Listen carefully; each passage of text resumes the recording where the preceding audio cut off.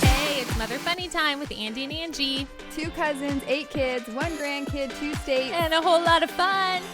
Woo! Welcome back, Mother Funny Tribe. It's Angie and Andie again. We're back with part 2 of our intrusive thoughts, where Angie is going to tell us all of her darkest thoughts. No. deepest intrusive thoughts she's ever had. I will not be pressured into saying anything. If you want to share, go ahead. Go right ahead. She's a third born. Everything is fine. Hey, for those of you watching us on YouTube, if you've noticed in my background, I now have Lord of the Rings. I can't believe we haven't said anything about that. And it's lit up. Like, Ryan lit that up special. Lord of the Rings is my favorite, so I'm actually very happy.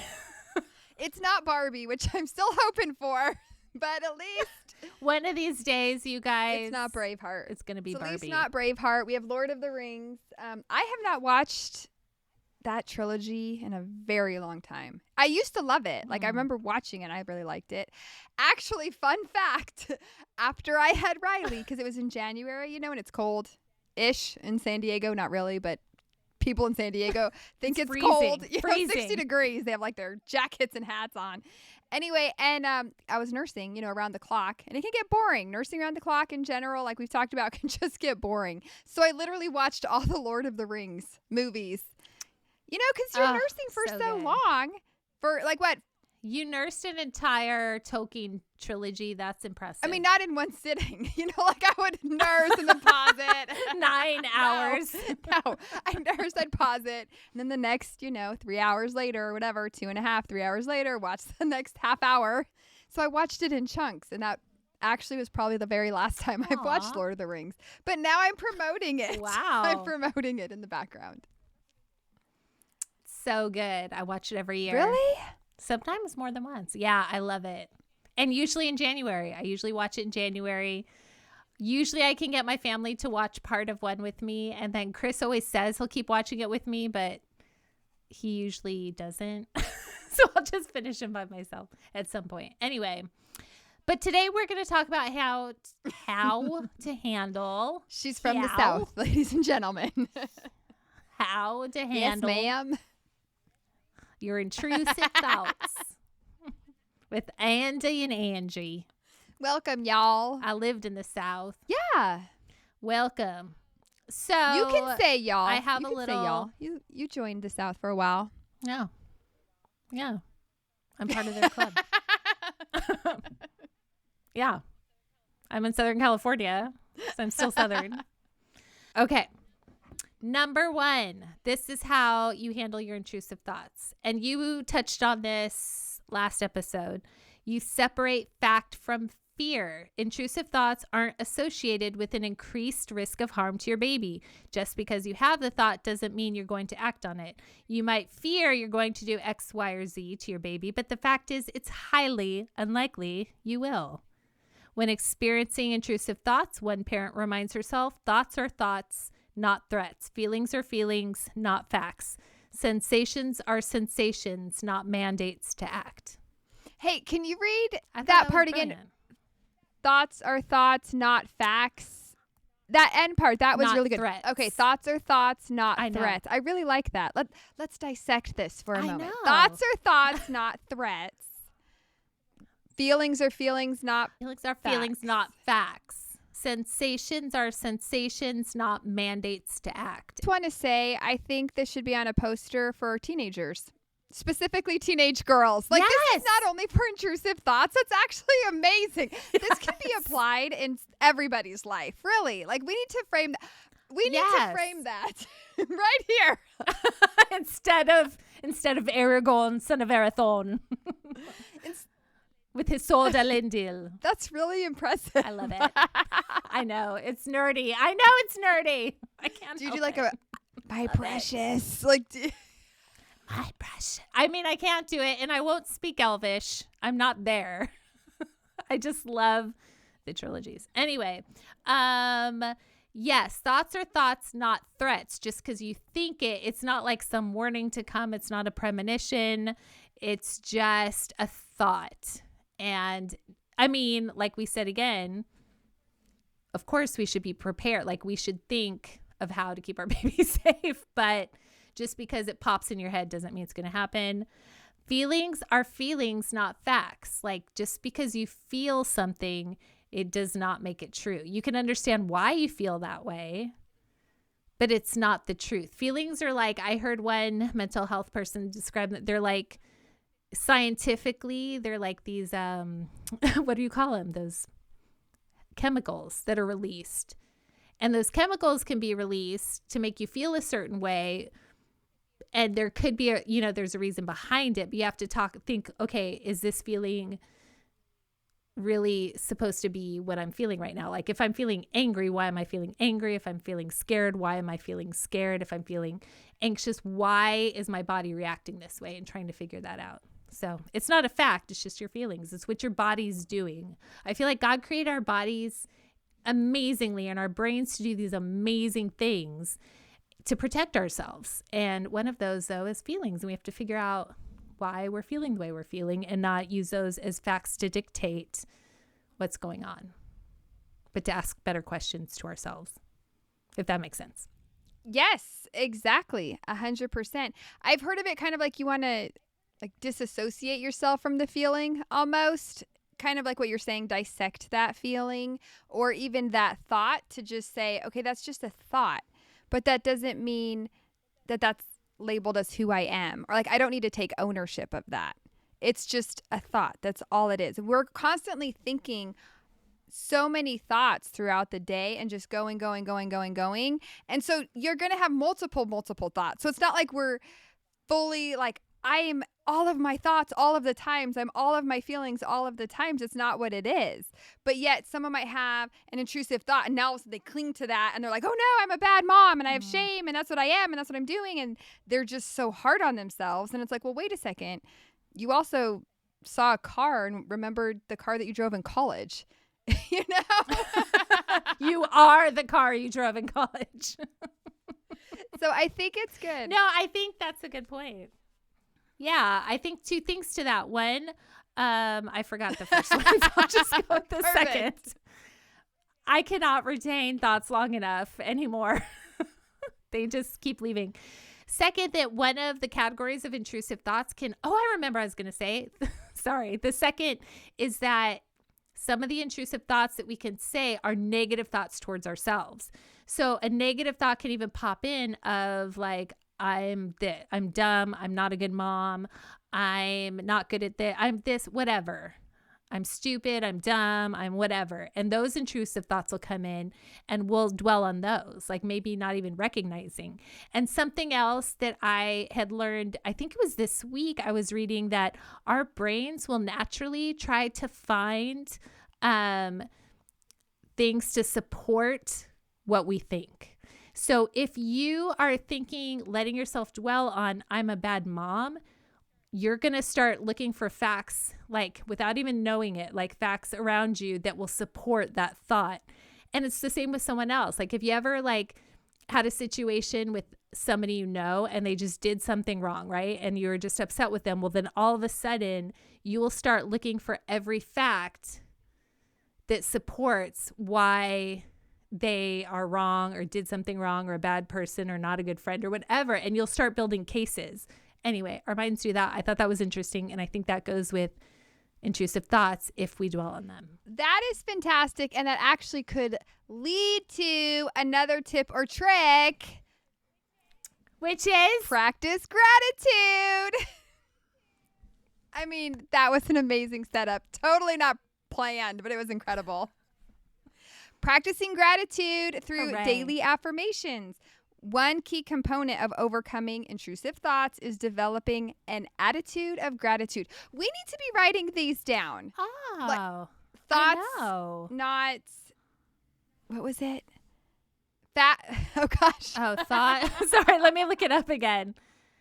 Thoughts are thoughts, not threats. Feelings are feelings, not facts. Sensations are sensations, not mandates to act. And then develop an attitude of gratitude. You guys, all of this rhymes. Thoughts are thoughts, not We're living in the Dr. already Seuss forgot world it. is what we're not doing. threats. Feelings are feelings, not facts. Sensations are sensations, not mandates to acts. Attitude of gratitude. Attitude of gratitude. Lin-Manuel Miranda, where are you? I need this into a rap. This is amazing. Okay. But if you practice gratitude, or if you highlight the positive aspects in your life every day, it will help you keep things in perspective. And I think that's kind of what you're talking about, is like if you're looking for the negative, you're going to find the negative. But if you start practicing gratitude every single day, well, that's going to shift your perspective. So now you won't be focusing on the negative or the sad or the difficult or the hard times. And all of a sudden you might see and then be thankful for specific things. We've done the gratitude podcast. If you're struggling with gratitude, check it out. Go back. You can't see us, but you And can hear us. guess what? It was not in November. That was intentional. Our gratitude episode, we did not do it in November. It was like September or October. It was early. We were ahead of everybody else, and we're still pretty proud of that. Just focus, though, or work even on shifting your perspective. If you do start spiraling, and then, like you're saying, internalize that, take a second. I mean, and part of that, this is interesting. Well, of course, we have to mention journal. There's always we have to sell a journal for the amount of times the tip or trick is to journal. always journal. We need a mother funny journal. And it's going to say thoughts are thoughts, not threats. On the Oh cover. my gosh. Okay, we need to do this. Somebody at Etsy, reach out to us. Exactly. Have Ryan make it. We'll sell it. Perfect. No, I love it. But relaxation and stress reducing techniques can also help you when you're dealing with intrusive thoughts. So trying to relaxation and stress reducing techniques can include deep breathing, progressive muscle relaxation, guided imagery, and mindfulness and meditation. So these techniques can also help improve sleep quality, which moms need in general, yes. reduce muscle tension, and promote overall well-being. So along with practicing gratitude, you're now writing in the journal, you're reciting this poem and this hip hop song / dance that Andie's working on. And now you're also meditating, or at least practicing some relaxation techniques. I mean, we're just here to help people. Honestly, this is amazing information we're providing. You're all welcome. I know. I think gratitude, which we've said before, you can list that, is very important. It's so important. It helps variety. It's one of the most important things you can hear today. It helps with variety of things. They say is to leave when an intrusive thought comes in, leave moral judgments at the door. Again, we're going to go to the intrusive thought of dropping your baby on a pillow softly. It's a Santa pillow. It's Christmas time. It's a pillow of snow. There's cookies and Christmas music. Anyway, and the baby laughs and giggles all the way down. Anyway. Thank you. Immediately. Thank you for that. You're welcome. I know you're trying. I do see what you're doing, and I do appreciate it. Thank you. Thank you. It says immediately after having an intrusive thought, you probably follow it up with what kind of parent thinks about hurting their child. What's wrong with me? I must be a bad parent. But remember, 70 to 100% of new parents experience this. This either means we're all bad parents, or these thoughts have nothing to do with our ability to care for and love our kiddos. Intrusive thoughts are just thoughts. They're not good or bad, and you're not bad for thinking them. Judging and dwelling on these thoughts gives them even more power, so it's best to leave moral judgments at the door. At the door. Leave it at the door. And I think that's great for any intrusive thought. Unless it's about Santa Claus giving you Christmas presents popping out of your TV. Maybe you could practice Yes.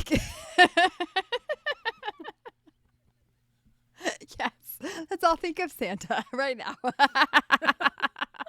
I'm just trying to give an intrusive thought that's fine. Thank you for that. Thank you. I don't even remember what I was going to say. There's been a lot of that happening this episode. Which goes to number 4, distract yourself. Distract yourself. We're good at that. Clearly.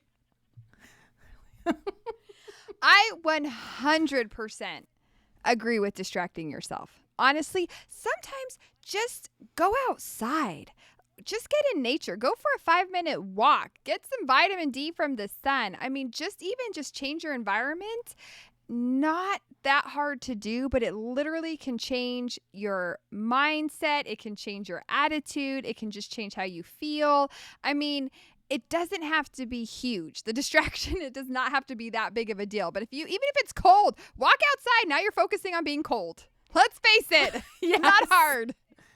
Whatever gets your mind on something else. I think one of the worst, and you brought this up with COVID last episode, is that, when you're dealing with things like this and then you're just alone with your thoughts, or you're in like a quiet place with your thoughts, that it's good to shake it up, call someone. Exercise is great. Exercise and connecting with people is helpful. Even if you have an intrusive thought that you're punching someone in the face, because that happens, and that's okay. It doesn't make you a bad person. It happens. I wonder how many people have intrusively thought of punching me in the face while we're talking. I don't want to know. I don't want to know. I would love it. I'd be like, did you? That's amazing. I bet the flight attendant counterpunch when I was grilling her about turbulence was like, lady, she might have had some intrusive thoughts about me. She's like, I just tripped her well, the thing with intrusive thoughts, it's that they can come with no rhyme or reason. Like, you could, I don't know. Next time you have one, you have to realize, like, try to remember it for a second so that you can tell me if it's not too weird. But, have you ever been like seeing somebody walk and all of a sudden you just have an intrusive thought, like, what if I stuck out my foot and they tripped right now? Like, you never do that. And you have no reason to trip that person. It just pops in your head because our minds. Do you remember last podcast when I was we're not going to talk about some intrusive thoughts, and Andie's just listing them. Like, that's all she's doing. Another one, another one. I mean, the car. Have you ever been like, what if I just rammed the person in front of me? But you don't do it. You don't want to do it. That's what makes you sane. Does it though? But it pops in your head. Yes, that's what the article's saying. Leave your moral judgments at the door, Angie. We know you've thought about ramming a car before. You just don't remember. No, I'm like the queen of car seats. I'm on the other end of like, I have to make sure everybody is safe. That you just had an intrusive thought that you got rear-ended. That's what it was. But when you're older, when your kids are grown, you'll stop. Not because you're angry. Not because you want to. Or you're like, what if I just drove in that building? Like, it's a quick. Oh my gosh. You guys, but help. You won't do it. I need help. Everyone's agreeing with me. I can tell you. Everybody has had these thoughts. And you don't dwell on them. They're not your thoughts. Everything we've been saying. I'm feeling like you're forgetting our tips. No, and I'm tricks. not. And what was it? My moral compass? My moral agenda? What was it? Is that the door with Santa? It's at the door with Santa. It's all there. He's holding your moral compass. Santa is so useful. Because you've been so good. Great. He's I just want to say amazing. it's February, and we're still talking about Santa. You're welcome, everybody. You're welcome. You're welcome. I have some phrases that we could use if you have an intrusive thought. We're giving helpful tips and tricks. Are you ready? Here's some. Yeah. If you have that intrusive thought, because we're talking about how people could internalize it and think it's a reflection of who they are, or they get very upset about it. One thing you could say is, I will not always feel this way. Right. So you're not always going to feel like Absolutely. you're going to trip somebody as they're walking across the street. It's a fleeting moment. Hopefully you're not still thinking. I don't know, unless you play it out and all of a sudden you're a hero. This fun. is not who I am. I am an amazing mom and person. You have no power over me, though. You are just a thought. This will help you if you need to continue to repeat that. We could add this to And our, you know what? to our poem. Thoughts are not thoughts. Oh, gosh. No, thoughts are thoughts, not threats. I already got. Okay, but look at my next one is share your experience. Share. Which is what you're doing right now. Which I'm trying to do it right now. When we share with safe people who will hear our struggles without judgments, partners, friends, family, therapists, the podcast listeners, the emotional validation we receive breeds acceptance and decreases anxiety. So yeah, talk with another mom, call your OBGYN, read books. There's a book called Good Moms Have Scary Thoughts, Dropping the Baby and Other Scary Thoughts. That's the name I don't of know it. what those are, so I can't recommend it. It's dropping the baby on snowy white pillows with Santa Claus into his lap as he cares for them. That's what a it short says. title. They just shortened it. See, it's right here. See? I do like that you are trying to normalize this. Like, you're right. It is good to talk about it and share. I get it. I don't want to do it. I get it. It's the whole point. I'm trying to help people. I'm not. Keep that stuff to yourself. You weirdo. I'm just at the door still. With Santa. Who's holding her moral compass. I'm reciting a poem. Mama, Mama Mary. Mama, Mama Mary. I don't even know how it goes. Over and over again. I'm just saying, I am an amazing mom and a person. I am an amazing mom and person. Yeah, you are. And it's okay if you have these thoughts. This is how to get, normalizing them.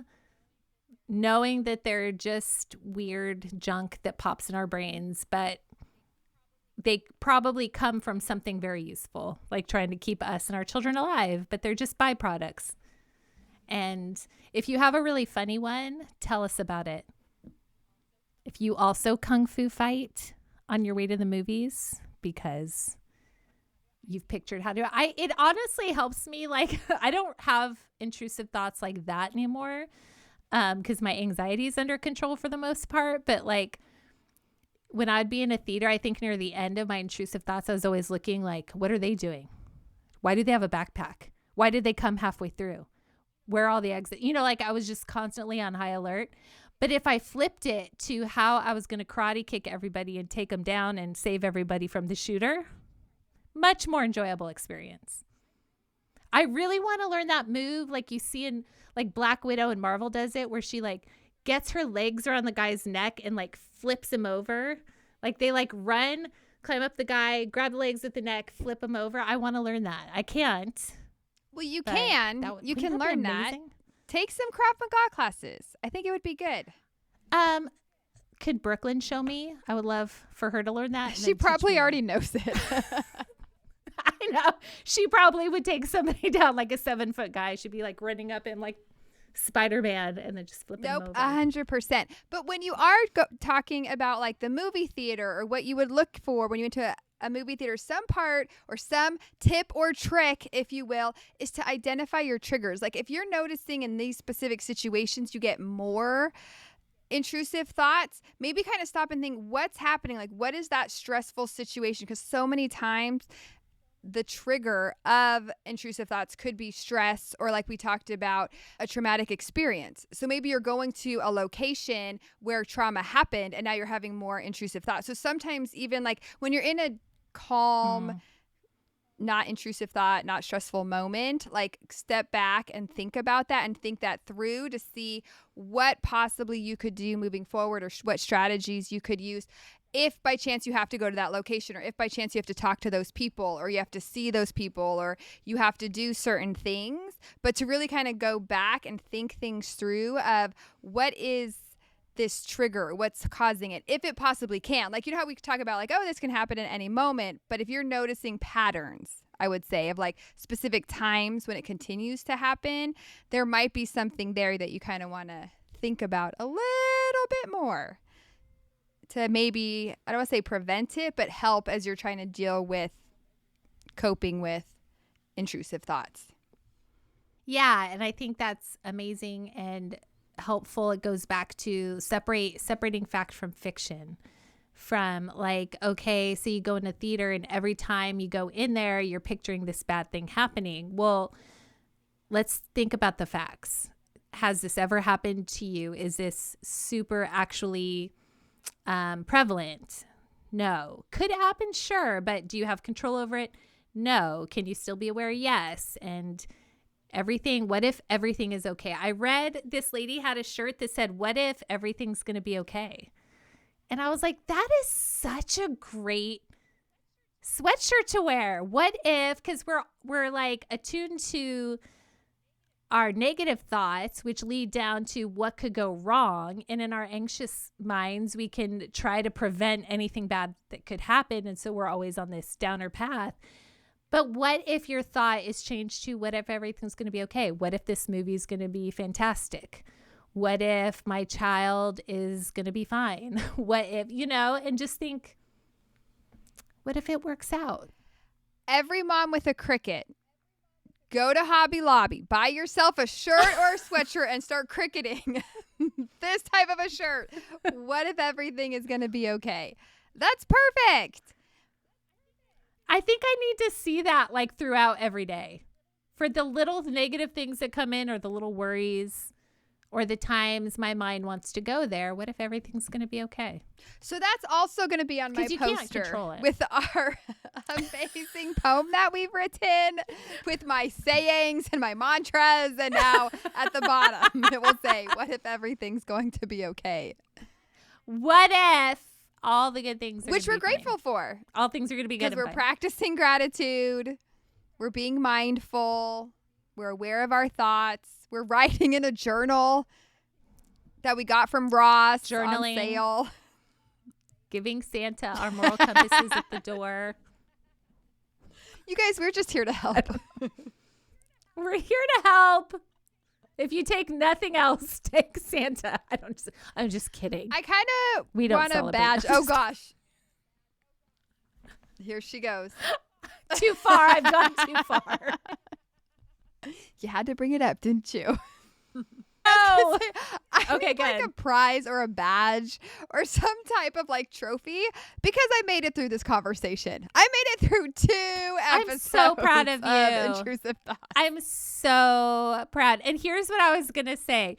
We should have another conversation about kids having intrusive thoughts and how to help your kids. But I feel like we should probably do Valentine's Day before that so that we can give you a break. In 25 years, we're going to have a podcast about our children having intrusive thoughts. It's too soon. Maybe in 4 years. 4 years. 4 days. We're going to, in 4 days. Andie will be having a podcast all by herself. We have to help the babies. We have to help the babies. All right. Well, we're out of time. Whatever. Like us. Share us. Share us. As Grandma Vance would say, you know the drill. It's my favorite. You know the drill. Grandma Vance. Grandma Lona.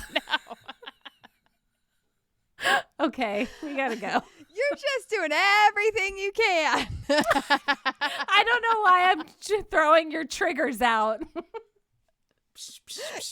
Maybe I'm trying to make you have an intrusive thought. You are. Not punching me in the face. Did you just have one? No. But I was like, you're trying to get me to share more. This is what you're doing. You're like, I'm going to push the buttons until she'll snap. She's like, I just had an intrusive thought that I pulled your hair out. I didn't. And I'm like, good. She wouldn't.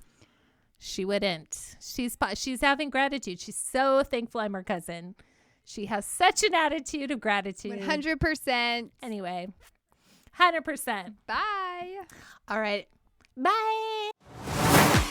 All right. That's all we have time for today. We got to wrap it up, unfortunately. But just remember, you might think you're doing just okay, but we think you're doing really great. Thanks for hanging out with us today. We hope you have a great Mother Funny day. Please like and share our podcast. But please don't tell our moms.